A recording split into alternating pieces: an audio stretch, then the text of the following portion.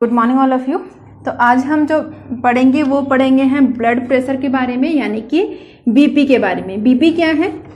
अगर हम बीपी की बात करें तो बीपी क्या होता है, हमारा जो हार्ट है कितने प्रेशर से ब्लड को रिसीव कर रहा है और कितने प्रेशर से ब्लड को पूरे शरीर में डाल रहा है, उसका जो रेट होता है उसको क्या कहते हैं, हम बीपी कहा जाता है। ठीक है, क्या बीपी जो होता है वो क्या होता है, हमारा जो सिस्टोलिक प्रेशर होता है और डायस्टोलिक प्रेशर होता है उसका जो अनुपात होता है उसको कहा जाता है क्या, systolic pressure upon diastolic pressure को बीपी कहा जाता है। हिंदी में लिखें तो इसका प्रांकुचन का जो दाब होगा, जितने प्रेशर से प्रांकुच होगा और जितने प्रेशर से क्या होगा,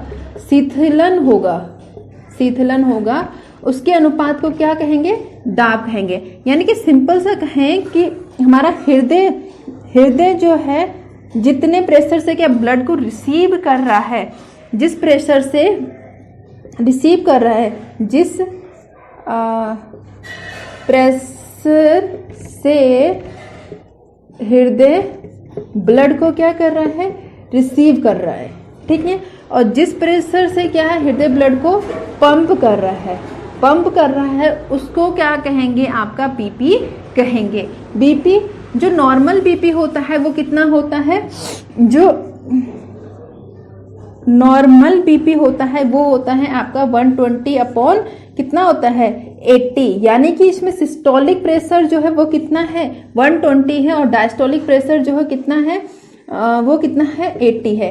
अब बात यह कि सिस्टोलिक प्रेशर इतना ज़्यादा और डायस्टोलिक प्रेशर उसके अकॉर्डिंग इतना कम क्यों?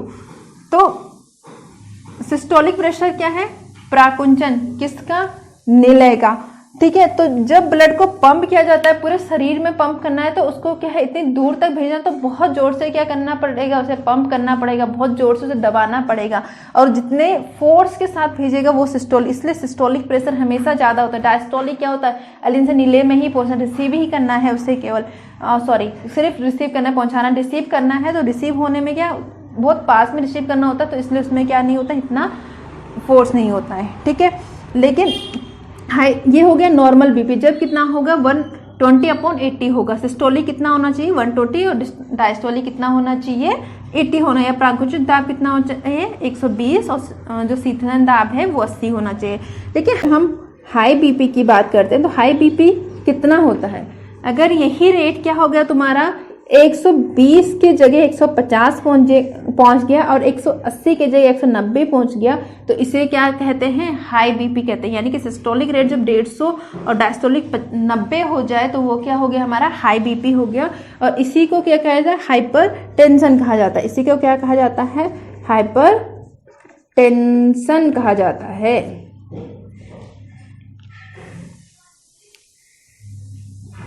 ठीक है, इतनी बार लो बीपी क्या होता है, एक और टर्म आए थे, लो बीपी।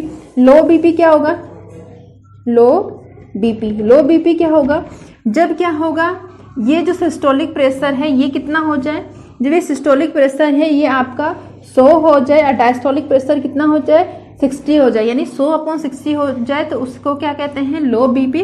जैसे हाइपर मतलब होता है ज़्यादा और ये टेंशन मतलब बीपी, तो ये हो जाएगा हाइपोटेंशन। हाइपो का मतलब होता है कम और टेंशन जो है यहाँ पे बीपी से रिलेटेड है, तो इसे हम कहते हैं हाइपोटेंशन। तो कई बार पूछ लेता है कि हाइपोटेंशन का रेट क्या होगा, हाइपरटेंशन के रेट क्या होता है। ये तो बहुत नॉर्मल क्वेश्चन है, ये भी आपको याद रखना ही है। तो ये होगी बीपी के बारे में। ठीक है, ये बीपी के बारे में कंप्लीट हो गया।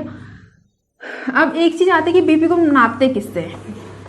बीपी के जो आपने देखा होगा, जब आप कभी गए होंगे तो डॉक्टर क्या करता है, आपके बाजू में एक पट्टा सा लगाता है, उसमें क्या प्रेशर भरता है, अपने कान में लगाता है कुछ, और उससे क्या है सुनता है, फिर हार्ट बीट को सुनता है। तो वो जो मशीन होती है उसको क्या कहा जाता है, जो मशीन होती है उसको जो नापा जाता है वो नापा जाता है स्फिग्मोमोनोमीटर द्वारा। स्फिग्मोमोनोमीटर द्वारा, हिंदी इंग्लिश दोनों में स्फिग्मोमोनोमीटर ही होगा। तो ब्लड या बीपी को जो नापा जाता है वो स्फिग्मोमोनोमीटर द्वारा मापा जाता है। इससे भी इम्पोर्टेंट, अधिकांश लोगों को पता होगा ये, इससे भी जो इसको फर्स्ट बार जो डेवलप किया था वो किसने किया था? जो पहली बार इसको डेवलप किया था वो क्या था? रीवा रोसी ने। ठीक है, इसको यानी स्पिग्मोमोनोमीटर जो मशीन थी उसको पहली बार जो सबसे पहले डेवलप किया था वो क्या था? डेवलप बाय रीवा रोसी ने किया था। लेकिन इसको इन्होंने मेजर नहीं किया था। इसको जो मेजर करने का काम किया था या इसका जो मापन किया था या मापा था वो किसी और ने मापा था आपका स्टेफन हेल्स ने। किसने मापा था? स्टेफन हेल्स ने मापा था। और ये जो मापन किया था ये किसमें किया था? घोड़े में किया था। घोड़े में किया था और कब किया था? 1773 में किया था। तो ये बहुत इंपॉर्टेंट है कि इसका मापन किया पहली बार किसने किया था? स्टेफन हेल्सन ने किया था। लेकिन इसकी जो मशीन डेवलप किया था वो क्या था? रीवा रोसी ने किया था। स्टेफन जो हेल्स है इनको जो है फादर ऑफ प्लांट फिजियोलॉजी भी कहा जाता है। फिजियोलॉजी भी कहा जाता है। क्यों? क्योंकि इन्होंने जैसे इंसानों में क्या कहा था? बीपी को मापा था, वैसे ही ब्लड में भी रूट दाब को मापा था। क्या कर रहे थे इन्होंने? रूट प्रेशर को मापा था। रूट जो प्रेशर है उसको क्या करा था? मापा था।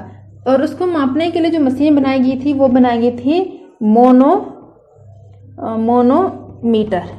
ठीक है, इसमें क्या था? स्पिग्मोमोनोमीटर, उसमें केवल मोनोमीटर के थ्रू मापा था। और किसने मापा था? स्टेफन हेल्स ने मापा था। और ह्यूमंस में भी इन्होंने बीपी को मापा था। इनको फादर ऑफ फिजियोलॉजी भी कहा जाता है। तो इतना आपका ये बीपी भी कंप्लीट हो गया। इसके बाद हम कुछ हार्ट डिजीज के बारे में डिस्कस करेंगे। तो तब तक आप देखते रहें। अगर आपको लेक्चर पसंद आते हैं तो लाइक करें, सब्सक्राइब करें, शेयर करें और बढ़ते रहें।